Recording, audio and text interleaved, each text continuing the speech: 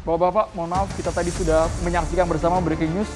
Sampai dengan saat ini proses evakuasi KMP Yunis di Gilimanuk terus dilakukan. Kita berharap juga segera ditemukan para korbannya dalam keadaan selamat. Bang Adi Armando, kita lanjut lagi Bang Adi Armando. Tadi pertanyaan saya tadi Bang Ardi, bahkan Anda dengan tegas menuduh bahwa BEM UI ini pandir. Alasan Anda kenapa sampai segitunya? Padahal Anda juga dosen komunikasi UI.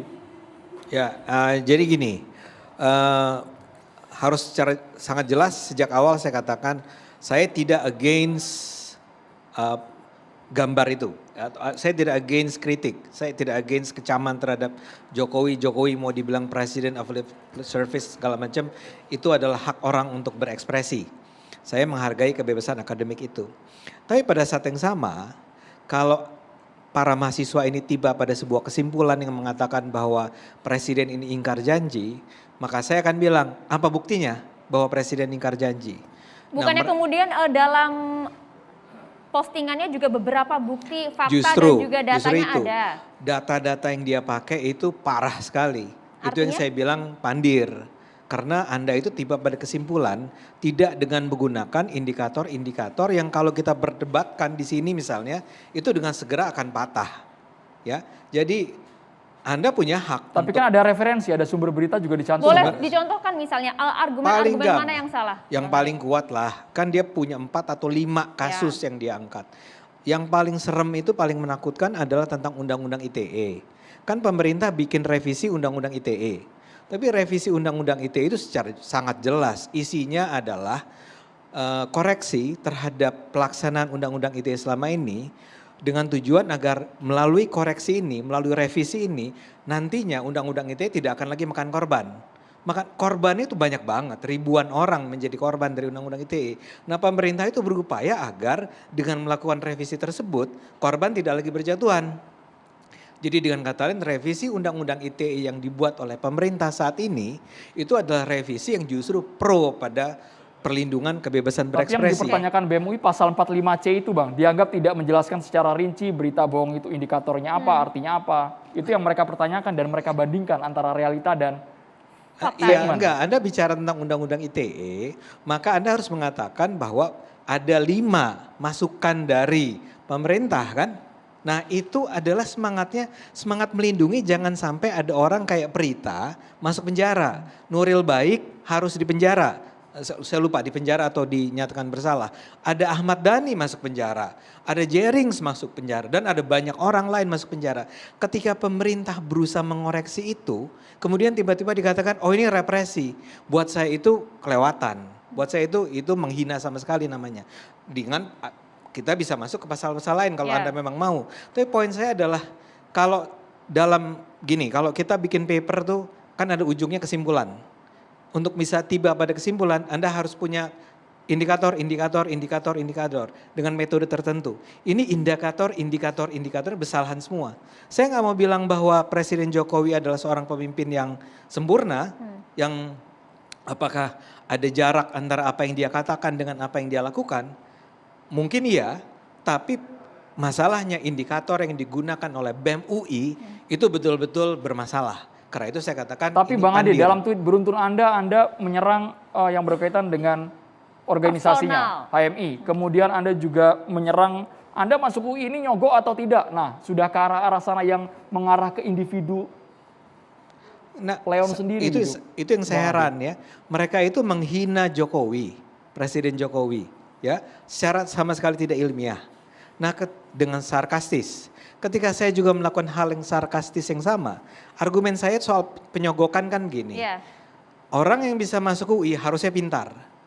Kalian itu sama sekali tidak menunjukkan kepintaran. Sehingga saya curiga, saya bilang, ini sarkastis ya. Jangan-jangan Anda, saya tanya kan, bahkan bukan jangan-jangan. Anda tuh masuk UI-nya nyogok ya. Argumennya adalah, kok bisa ada anak UI separah ini logikanya. Meskipun kemudian hasilnya cum laude. Apa? Meskipun saya bahkan nggak pernah nyebut nama Leon ya. Ya artinya. Tapi kalau pertanyaan itu dibalik ke Bang Ade masuk UI nyogok nggak gitu Bang? Jawabnya gimana Bang Ade? Saya pasti jawabannya saya dulu disogok, masuk UI. Nggak bercanda ya. Tapi maksud saya adalah ya tentu saya tidak. Saya terlalu miskin untuk menyogok waktu itu. Dan saya barangkali cukup pintar untuk lolos melalui jalur yang semestinya. Tapi poin saya adalah kok tiba-tiba misalnya Leon bilang, wah tidak ilmiah jawabannya. Ya saya bilang seilmiah apa sih meme-meme yang dibikin oleh BEM sama sekali tidak ilmiah. Oke, baik. Pernyataan unggahan postingan dianggap tidak ilmiah. Menurut Sultan sendiri, pernyataan dari Bang Ade sudah cukup substantif belum? Oke, saya bukan humas UI ya di sini. Saya alumni UIN meskipun bisa dipelintir UI negeri kan gitu kira-kira ya. Tapi paling tidak begini, saya mau tarik pada tingkat yang paradigmatik Bung Ade Armando. Bahwa mahasiswa menerjemahkan demokrasi ini tidak hanya sebatas tentang prosedural. Ini ada tentang control decision making. Jadi kita mengambil pos itu dengan berpesta, tapi pesta demokrasi kita itu tidak ditafsirkan pada 5 tahun sekali atau dalam bentuk prosedural. Nah artinya ada partisipasi di sana, dan partisipasi tidak hanya sebatas pada mereka yang pro. Tapi kita yang peduli memberikan kritik, memberikan masukan, bahkan sekaligus membuat ungkapan-ungkapan seperti lip service atau Pak Jokowi ingat loh waktu itu ngomong begini kok faktanya tidak. Itu biasa saja. Bahkan jadi posisi strategis mahasiswa kita ambil berpesta dalam hal itu, dan posisi etis presiden pun sudah dikatakan itu kritik biasa. Oke, kalau tadi kita kutip pernyataan dari Bang Ade kan fakta dan datanya beda gitu. Ya itu dia makanya termasuk kita membiasakan kritik itu disampaikan, juga memang kita harus membiasakan respon-respon kritik yang kita dapat. Seperti respon Bung Ade Armando gitu. Dibilang pandir, mempersoalkan HMI, mempersoalkan ini anak ekonomi gitu kan ya. Kan itu tidak substantif. Saya langsung teringat ketika dulu di pondok Bung Fadli, bahwa tarkul jawab alal jahili itu jawabun gitu loh. Jadi sekalipun kita tidak menjawab orang dungu itu adalah jawaban. Saya tidak mengatakan Bung Ade Armando adalah dungu. Tapi respon-respon yang tidak substantif itulah menurut saya jangan membuyarkan. Bang Ade, respon Anda tidak substansi. Jangan sampai membuyarkan persoalan. Mikrofonnya silakan Bang Ade. Silakan, Anda mau selesaikan dulu nggak? Itu satu. Ya. Itu satu hal gitu loh. Jadi posisinya di situ. Nah kemudian bentuk-bentuk yang disampaikan tentang lip service ini itu tidak bisa hanya di capture pada bagian tertentu itu saja. Gitu loh. Jadi sebelumnya pun sudah ada kajian strategis tentang bagaimana kemudian RUU KPK atau Undang-Undang KPK ini perkembangannya dan lain-lain sebagainya. Nah dari rangkaian diskusi dan kajian-kajian ilmiah itu sampailah pada satu titik di mana ini memang strategi yang digunakan mahasiswa untuk mengambil alih perhatian presiden dan berhasil. Gitu loh. Bahkan presiden sudah merespon. Ini kan satu keberhasilan juga yang kita bisa katakan satu postingan ini mengatensi presiden gitu.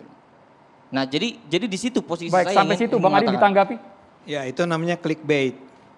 Ya, cara untuk menarik perhatian tidak melalui sebuah substansi. Saya mungkin harapan saya lebih tinggi dari Anda mengenai BEM UI ya, yang tidak berani datang ke sini ketua BEM-nya karena ada saya katanya, ya. Buat saya itu childish banget, tapi saya nggak mau masuk ke sana lagi karena nanti Anda bilang jangan personal dong. Tapi saya mau bilang BEM UI itu BEM, Badan Eksekutif Mahasiswa, organ mahasiswa tertinggi di Universitas Indonesia. Anda kemudian bicara bikin sebuah rangkaian meme loh, ya rangkaian tweet dengan gambar Presiden Jokowi dengan kalimat misalnya seperti Anda membual, rakyat mual. Itu apa maksudnya? Nah, ketika mereka bicara dengan bahasa semacam itu, Anda bisa mengatakan bahwa ya sebenarnya ada latar belakangnya. Ya silahkan jawab saja apa yang saya katakan. Tapi buat saya, wahai BEM UI, kualitas kalian tuh sama sekali tidak mencerminkan para mahasiswa pintar di universitas terbaik di negara ini. Ya. Kalau mau bikin kritik, silahkan bikin kritik yang substantif. Betul, Bung Ade Armando berhak berbicara seperti itu.